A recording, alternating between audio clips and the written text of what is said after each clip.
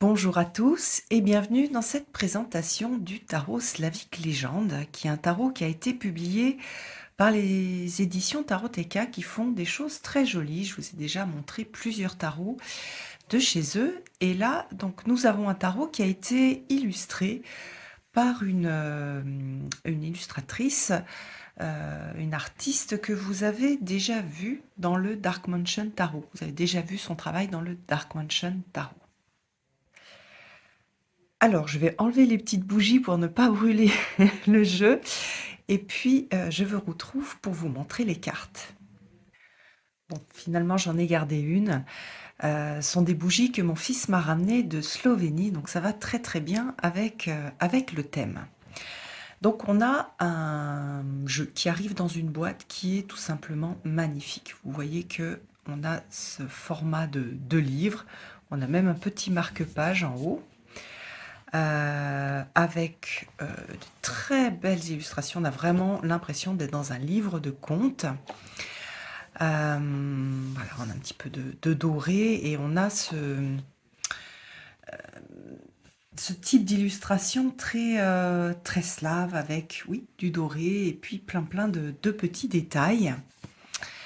Alors, qu'est-ce qu'on a derrière? Donc, le tarot, il est inspiré des dieux slaves, des légendes et puis de la culture aussi slave. Dans la boîte, qu'est-ce qu'on va avoir? 78 cartes, 12 par 7,4 et donc là, c'est la version, puisque vous savez que, enfin, vous savez, vous ne savez pas, que Taroteka Studio fait souvent plusieurs versions de ces jeux. Donc, il y a des versions plutôt mates, des versions plutôt brillantes. Là, on a celle qui est brillante UV Laminated, donc avec un traitement UV, et puis avec du doré. Voilà, alors l'illustratrice, c'est Magdalena Caxan, voilà.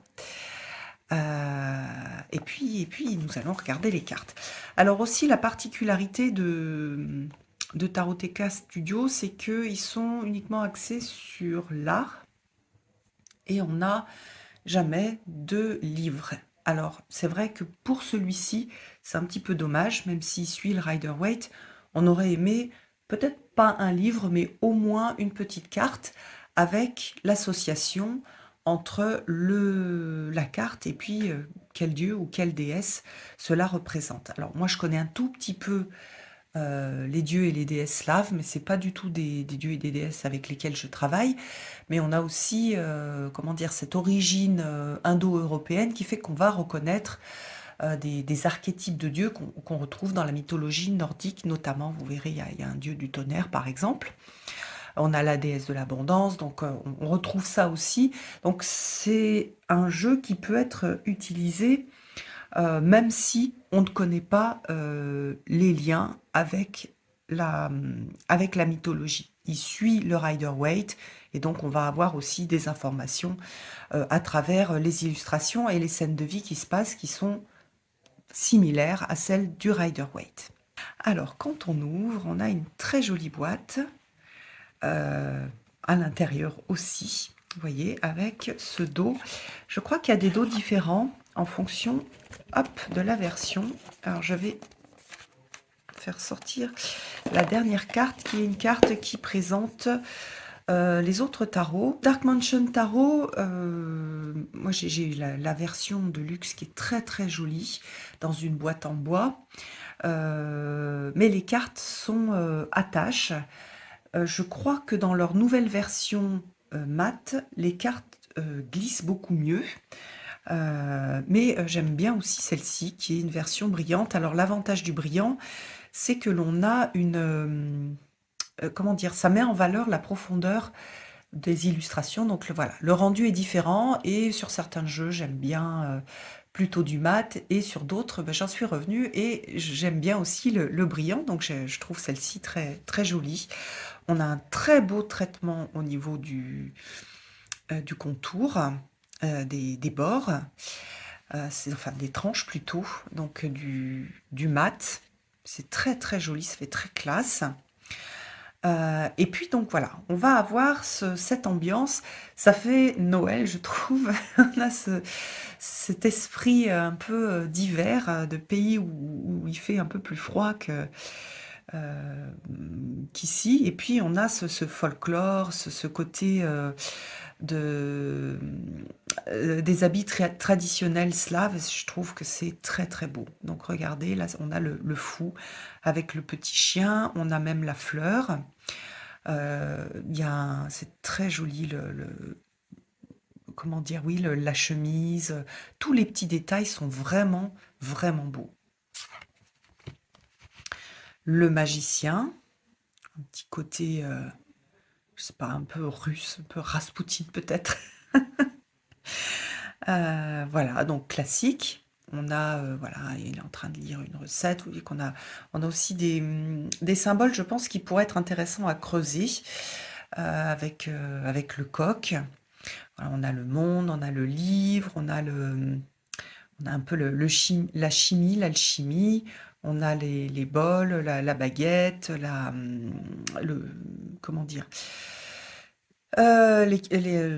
l'équivalent des épées, donc vraiment très, très joli. La police de caractère aussi, vous avez vu, elle a été travaillée. On a une très belle police de caractère. Alors d'habitude, je préfère les jeux qui n'ont pas de bordure. Mais j'avoue que c'est pareil, j'aime bien aussi avoir de la diversité et je trouve que là, d'avoir une bordure noire, c'est très très joli et ça met en valeur ces illustrations qui sont très détaillées. Donc on a une sorte de cadre un peu comme un tableau. La grande prêtresse, j'aime beaucoup le côté sorcière, Green Witch, la sorcière verte, avec cette connaissance et ce lien avec la nature.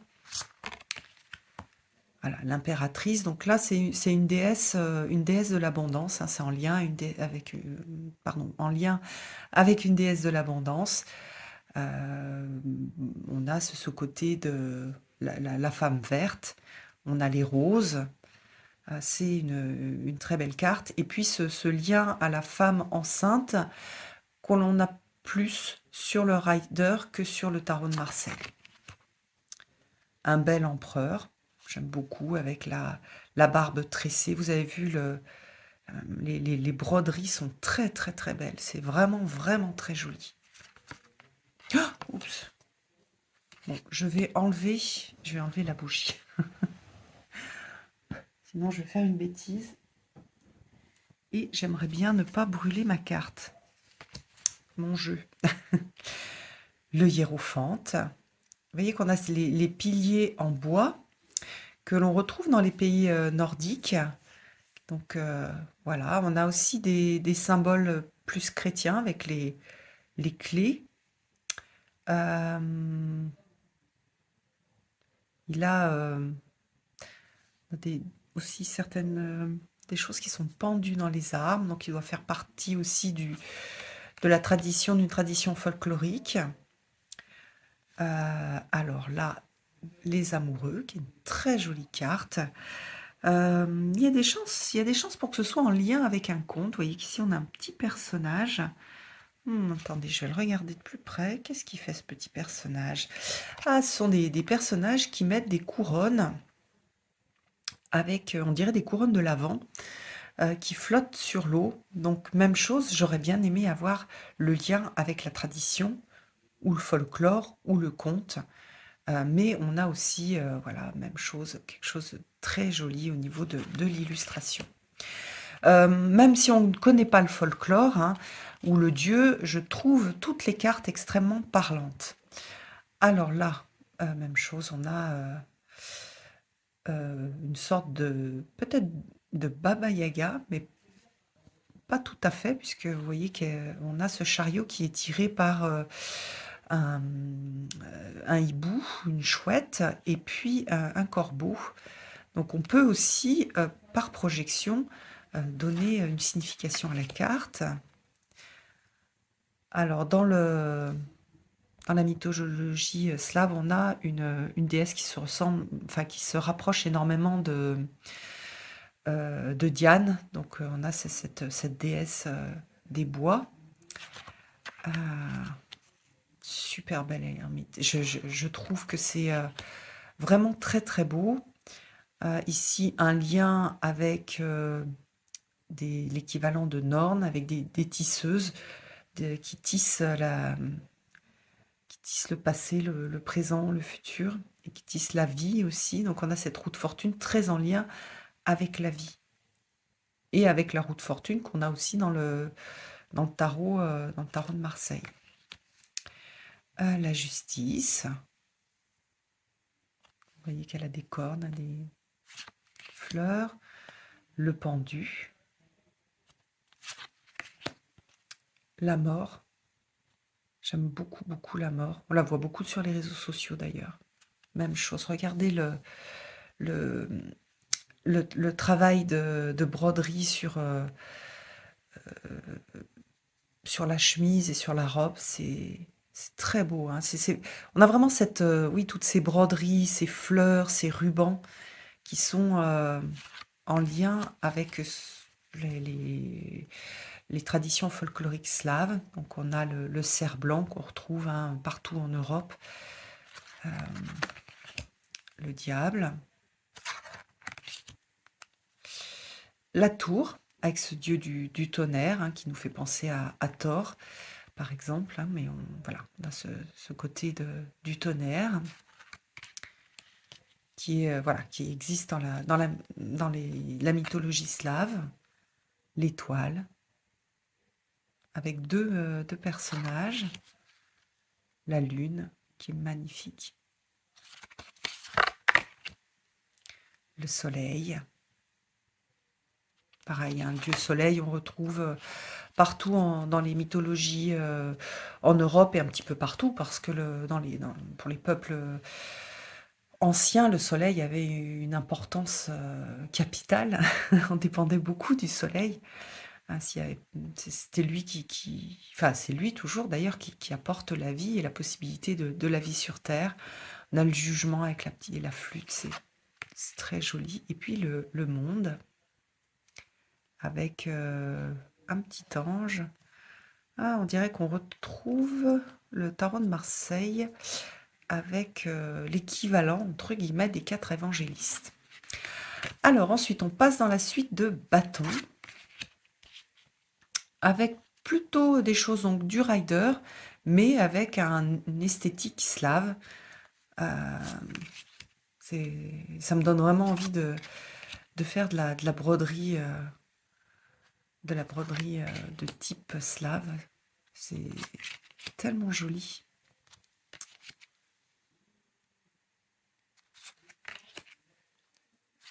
Donc des choses vraiment, vraiment des positionnements assez classiques. Le personnage devant, blessé, avec les bâtons. Donc on n'est pas du tout perdu.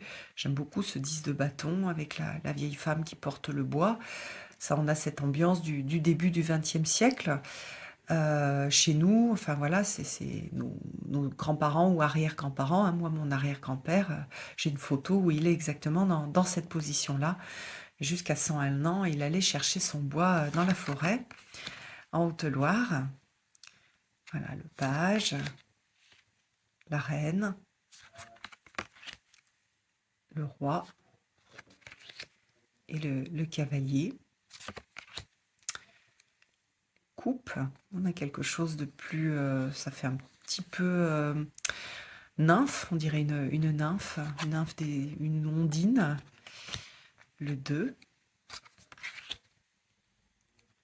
le 3 de coupe, le 4 avec ce poisson qui apporte dans sa bouche la coupe, c'est intéressant aussi. Je pense que ça doit faire référence à un conte, puisqu'on a le puits avec le poisson et le petit garçon. Le 4.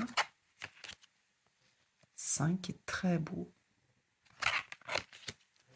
Le 6 de coupe, avec, vous voyez, ça ne sort pas des coupes, mais on a les dessins sur les coupes. Une petite poupée, on appelle les poupées russes. Le 8, c'est intéressant puisque là, il traverse. En fait, on a cette traversée, mais euh, sur un tronc d'arbre et avec les coupes qui sont toutes mises en vrac. Le 9 de coupe et le 10 avec la famille, ce lien à la famille. Le page, le cavalier, la reine et le roi. Très beau. Un joli couple. Oh là là, l'as d'épée, avec ce lien à l'air, à travers les plumes. On a l'épée, mais on a les plumes. Le 2. Le 3.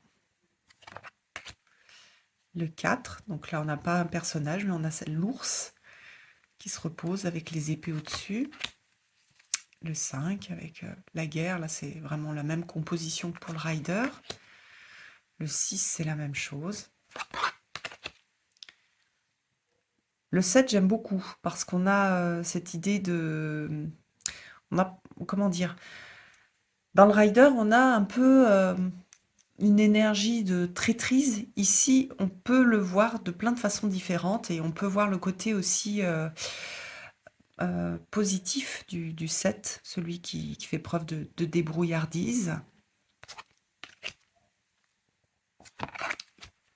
Le 8 et le 9 avec les cauchemars. Très très belle représentation. Et le 10. Alors là, on n'a pas de sang, mais on a déjà on dirait peut-être un loup qui... Voilà, il reste les os. Donc on a ce côté d'espoir, en fait. Ça me fait vraiment penser au conte de la Loba, hein, de femmes qui courent avec les loups, avec ces os sur lesquels la sorcière va souffler pour... Ah mais non, c'est pas un loup, c'est un cerf, pardon. Donc on a cette idée de souffler sur les os pour redonner de la vie, retrouver tous les os, souffler dessus et redonner de la vie. Donc il y a ce côté de la résilience qui est important, que je trouve très intéressant. Le page, le cavalier, la reine et le roi. Alors, les deniers. Cet équilibre. Je trouve qu'il y a vraiment l'aspect folklorique. C'est vraiment ça qui ressort du jeu. Presque plus que de la mythologie. Le 4. Donc, voilà, on a on dirait une noix. Donc, c'est pareil, j'aimerais bien connaître cette association entre lois. Moi, j'aime beaucoup, hein, on a ce côté royal de loi. D'ailleurs, oui, si c'est plutôt une oie qu'un cygne. Le 5. Le 6. Ah. Même chose, hein, ce côté de la répétition et du travail. On a le lien au cygne. Ah.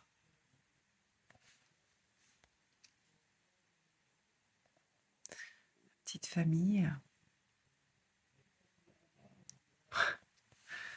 C'est vraiment joli.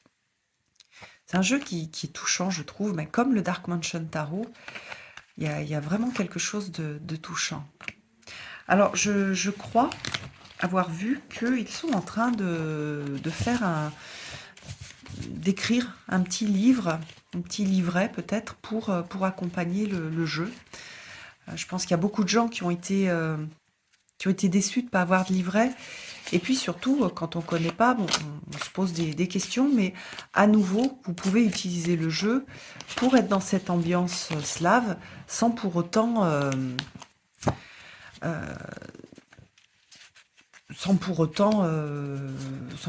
connaître toutes les associations. Quand on fait un tirage, je vais mélanger hop, on a, on a vraiment un rendu qui est magnifique. Alors là, j'ai une nouvelle installation et en fait, mon téléphone est encore plus bas pour faire les reviews. Donc, pour mélanger, c'est pire encore. Donc là, voilà, ça se mélange très bien. Hop. On va prendre plusieurs cartes. Ah ben, voilà, petit fou. Cavalier d'épée. Et le roi de coupe. Donc vous voyez, le rendu est aussi extrêmement propice à la projection. Hein, voilà, on a ce fou qui est monté en haut de l'arbre pour trouver cette petite fleur, alors qu'en plus on est à la lumière de la lune, donc il a pris un grand risque. On a cette idée d'avoir une action inconsidérée pour le meilleur et parfois pour le pire, qui va peut-être générer ce côté, voilà, qui va apporter cette fougue. Même chose, hein, en fonction de la question, on a le côté de partir aussi à l'aventure, de se battre pour ses idées, de se battre aussi pour aller pour cette partie de soi et pour acquérir aussi comment dire, cette complétude émotionnelle. Donc voilà, en fonction de la question, par exemple, on peut avoir, ça peut représenter deux personnes différentes qui vont s'affronter en utilisant des énergies différentes. Une plutôt avec des énergies de sagesse, une plutôt avec la fougue de sa partie adolescente. Oui, ça peut représenter une famille, différentes façons de réagir autour d'un problème. Donc, on peut aussi se projeter dans tous les personnages, cet aspect-là, l'enfant que je suis, l'adolescent ou l'adolescente, et puis l'adulte. Et ces trois façons de réagir. Comment est-ce que je vais réagir dans cette situation? J'ai le choix, en fait. Qu'est-ce qui est mieux pour moi? Puis je peux tirer une autre carte. Donc voilà. Vous voyez on peut très facilement se projeter parce que les illustrations sont aussi hautement émotionnelles, je trouve. Elles créent des émotions et elles titillent l'intuition et l'imagination. Donc, c'est à partir de ça qu'on peut aussi faire de belles lectures. Voilà. J'espère que ça vous a plu. Moi, en tout cas, c'est un jeu qui me plaît énormément. Et puis, je vous embrasse tous et je vous donne rendez-vous pour une prochaine vidéo. À bientôt!